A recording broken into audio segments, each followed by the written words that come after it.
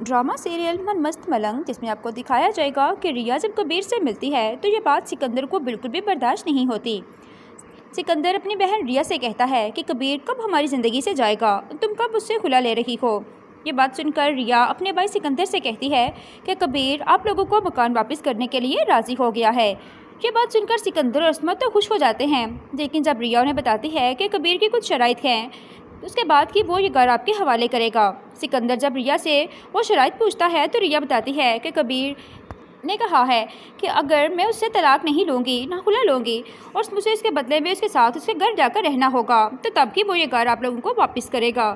یہ بات سن کر سکندر اور اسما پریشان ہو جاتے ہیں، ان کے پاس اب کوئی اور آپشن ہی نہیں رہا۔ اسما سکندر سے کہتی ہے کہ ہمارے پاس اتنے پیسے نہیں رہے کہ ہم یہ گھر اپنا واپس لے سکیں، اب اگر ہمیں مفت میں گھر مل رہا ہے تو ہمیں لے لینا چاہیے۔ سکندر کو اپنی بہن اسما پہ بہت ہی زیادہ غصہ آتا ہے اور وہ کہتا ہے کہ تم نے تو کہا تھا کہ اگر میں ریا اور کبیر کی شادی کروا دوں تو اس کے بعد تم ریا کو بولو گے کہ وہ کبیر سے خلا لے لے اور ہم کبیر کو ساری دنیا میں ذلیل و رسوا کر دیں گے، لیکن ایسا تو کچھ بھی نہیں ہو رہا۔